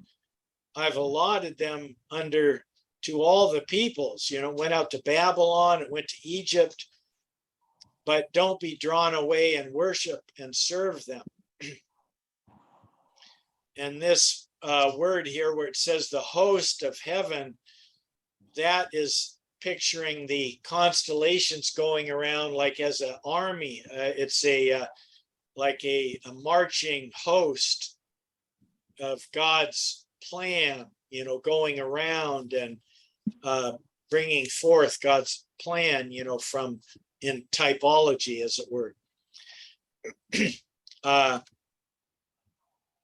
Some people today believe that everything we see in the heavens is fake, that the Freemasons, put some kind of a cardboard cutout, and that's all we see is a fake sun and fake moon. And they think that because so much of what we are taught is a lie. And that is super true, that so much of what we taught has been a lie to try to turn everything upside down. But I don't believe that has been able to happen, because Jesus said there would be signs in the sun and moon and stars. And he didn't say that, the world government would put up a fake show so that we can never see the true signs that God shows us. So that's just a little side point there. Yeah. What's that? When the wise men brought the gifts, the gold and the frankincense and the myrrh, I don't remember where I heard this and if it's even true.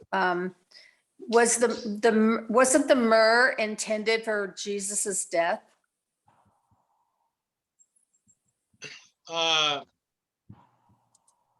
Because those are some of the spices that they use. That is one of the spices they use when when you Yeah, die. no, that's really a good point. I don't remember where I heard that, but yeah, and that is true. Myrrh is yeah, connected with death in the Bible. right. Isn't that, remember when what was his name? Josiah, the tomb where Jesus is laid. What was his name? Josephus. Josephus, who owned the tomb, right? The new tomb. Didn't Oh he? no, that was Joseph, I think. Or okay, Joseph. Anyway, didn't he bring like tons of pounds of myrrh? yeah, let's see here. Not tons, you know what I mean? A lot, not tons of pounds, but Yeah, like no, it was- 75 pounds or something like that. Yeah, it was Nicodemus. Nicodemus. That's and- it, Nicodemus. Yeah. And that's in John 19:39. It says Nicodemus came also, who had first come to him by night. And now this is when they were trying to take care of the body Right.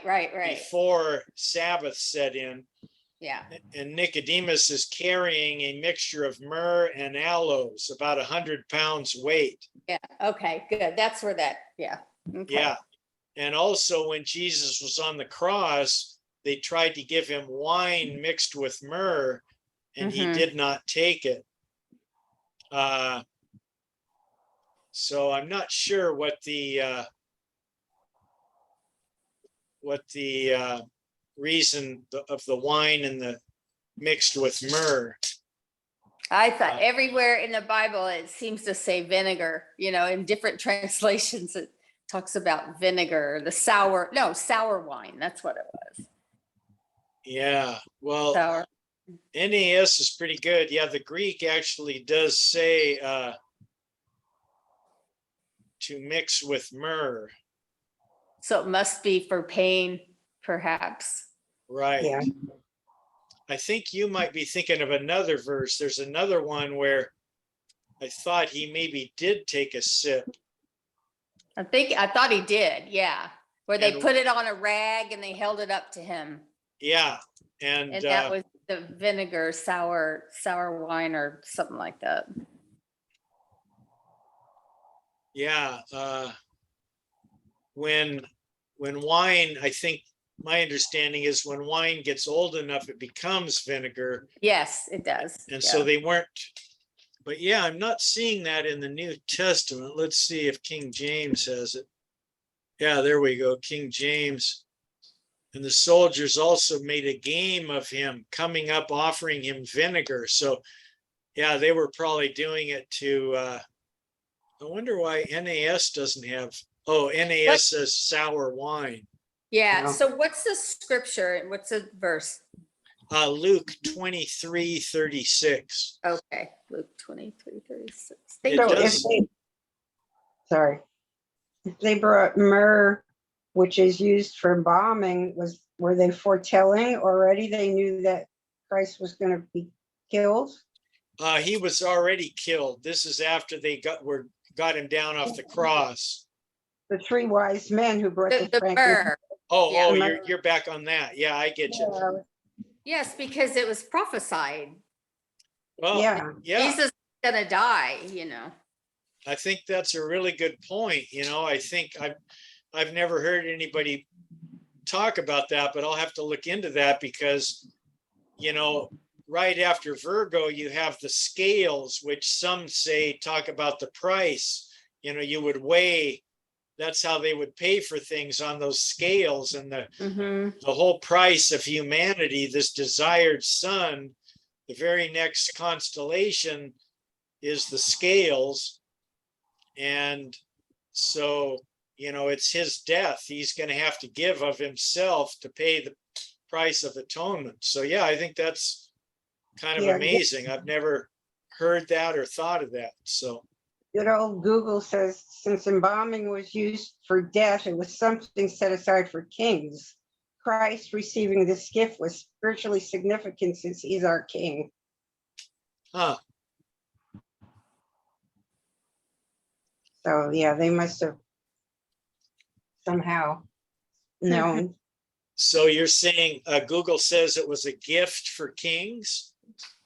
Yeah, it was an embalming ingredient used for the dead kings, set Okay. aside for kings. Yeah, Okay, interesting. Wow. yeah. Yeah, that's amazing. Okay, so I better get back.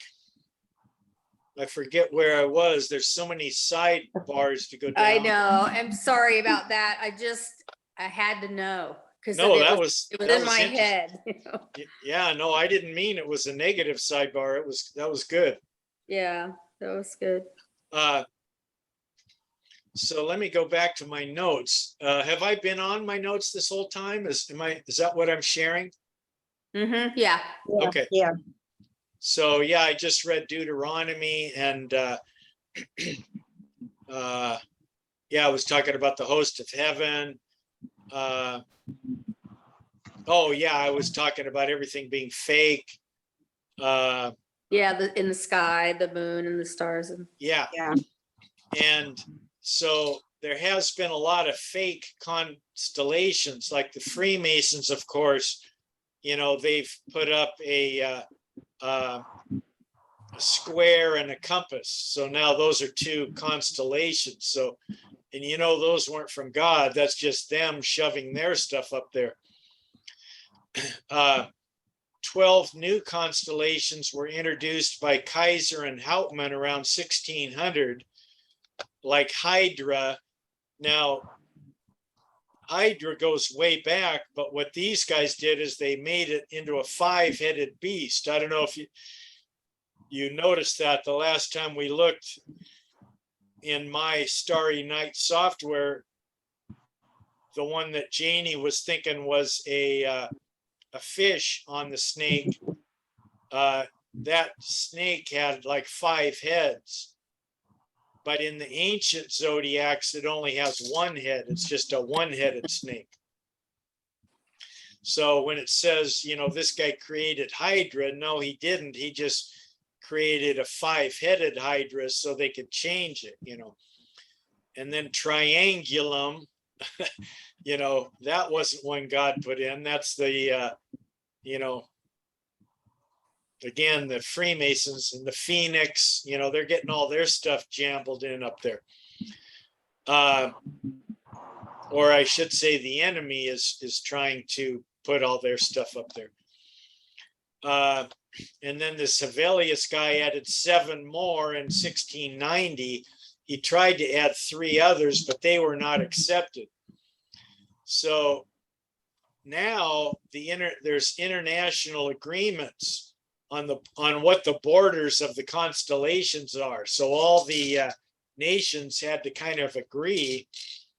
And part of that might be for satellites or for who knows what, but somehow they got all the nations together to agree. And they also agreed that now people cannot add new constellations. So it's kind of like, okay, we phonied it up enough. Let's just leave it like it is now. Let's quit adding stuff. So anyway, I said all that to say that not everything in the constellation charts is part of God's original story. Much deception has been added in.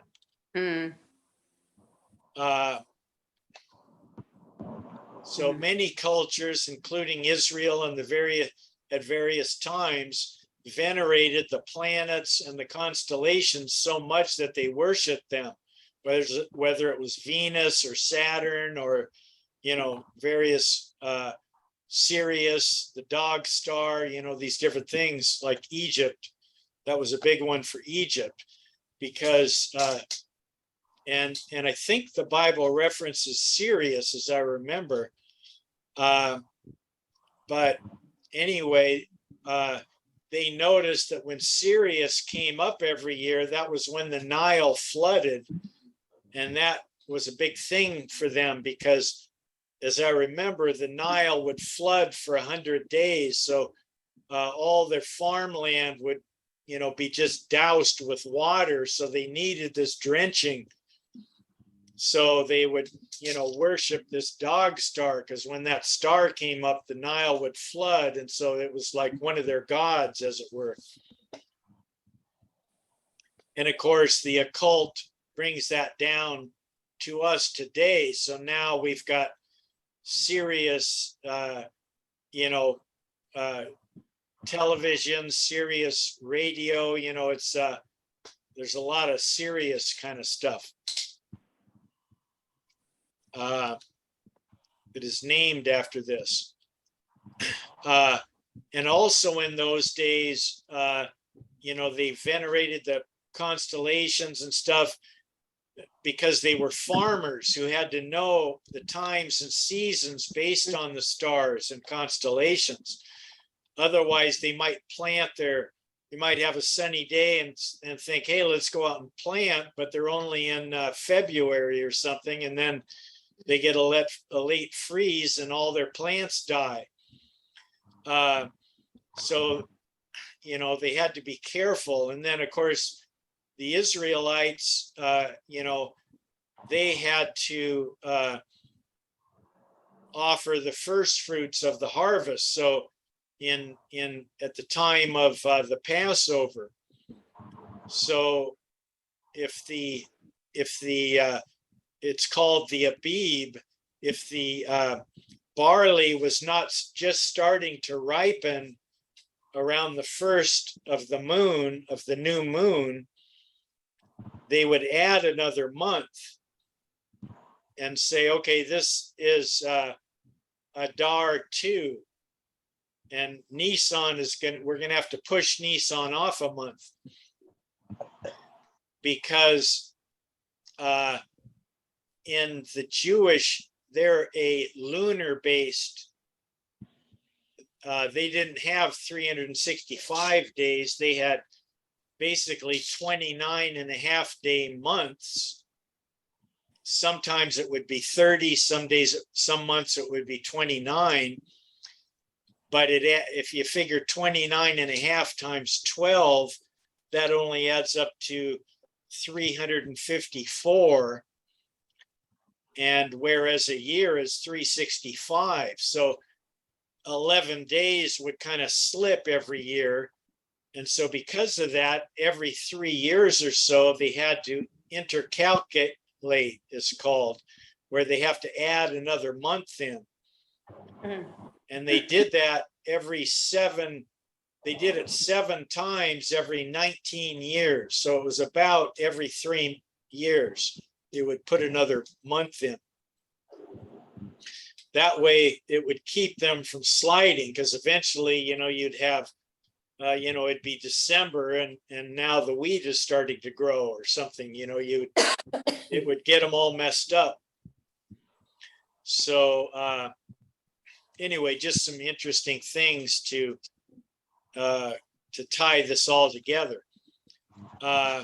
Okay, so I already talked about Bernice's hair in Virgo.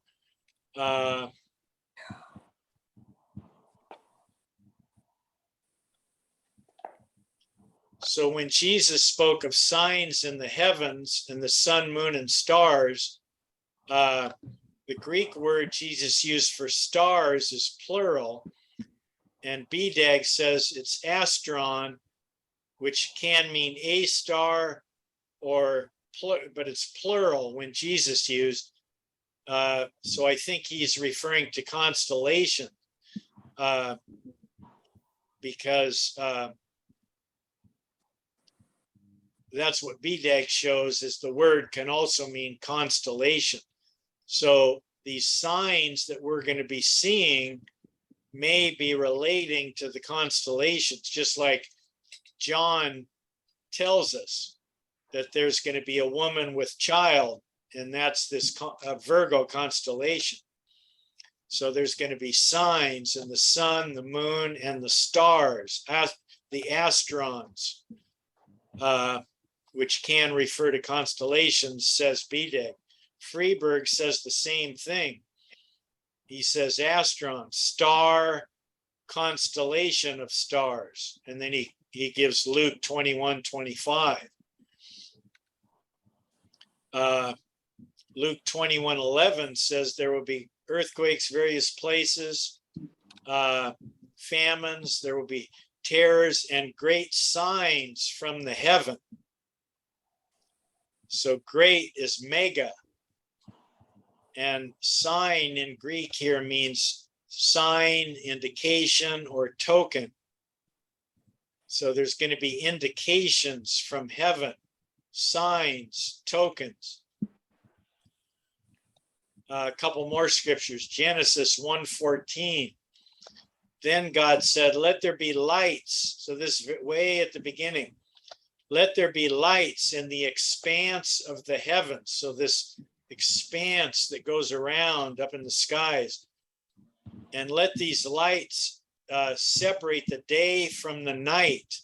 So we have, the bright light in the day, and then the lesser light rules the night. And let them be for signs and for seasons and for days and for years. So, as the sun is in each constellation throughout each month, it goes around for a whole circle. Well, that's a year. So that's how these lights are for years. They're for days and they're for years. The sun turns around in a day, so you see all 12 in a day essentially, but the sun is in each one essentially for a month. That makes up a whole year when it goes around.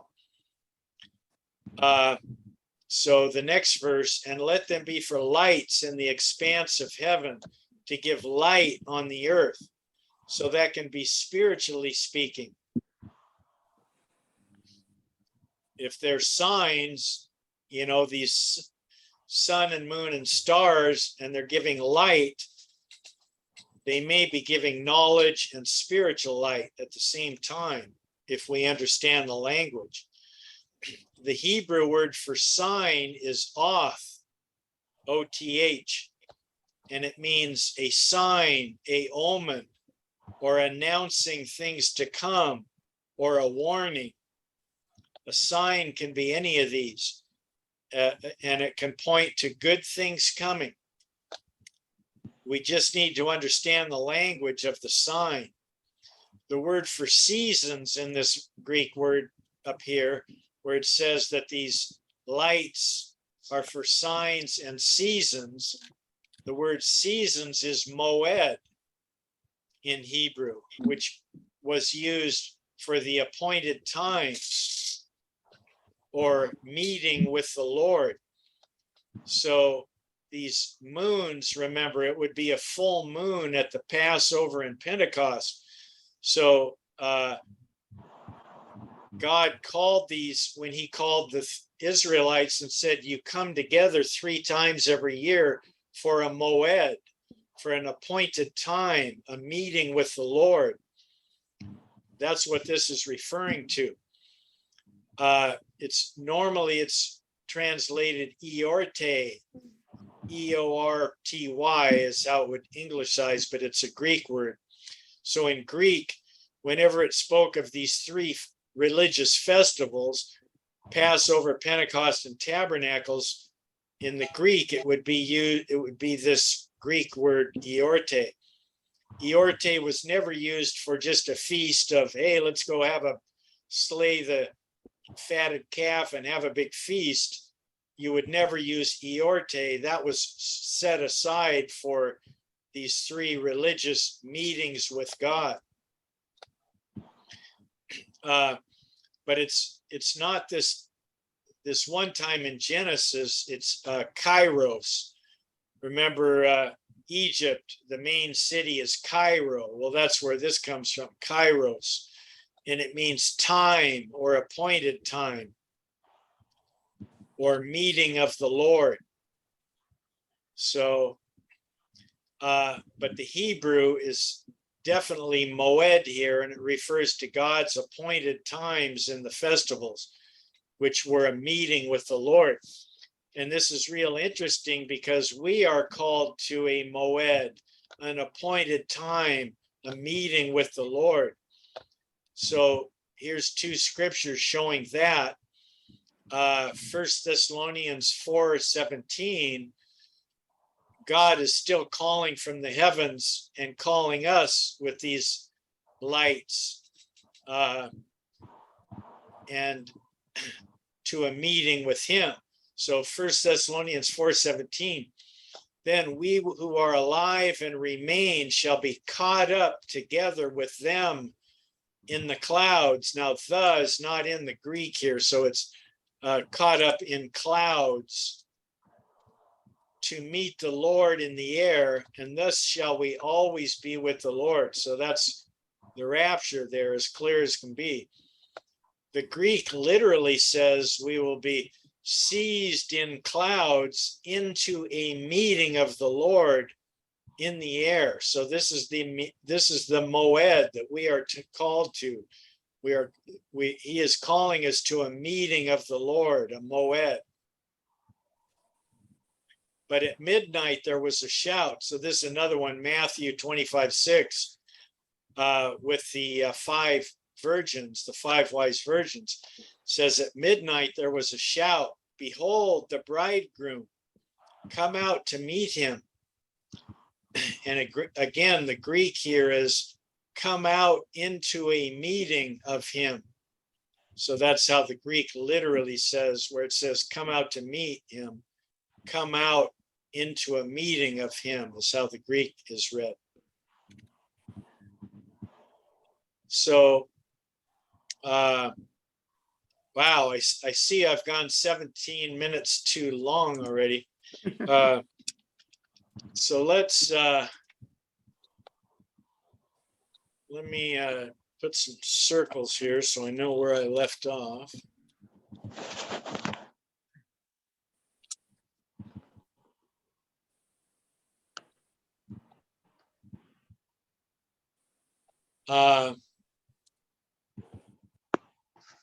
I didn't even get to go into the interesting things in starry nights. You know, I've looked up different dates, like the date of the ascension, and we'll start, now that we know some of this stuff, there's still a few more pieces of the language that we need to understand.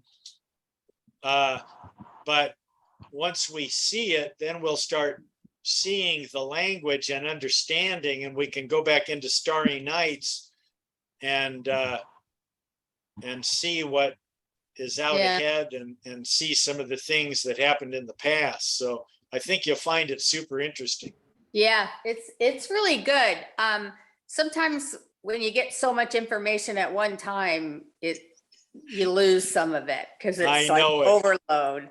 So I think it's time to, for my brain anyway.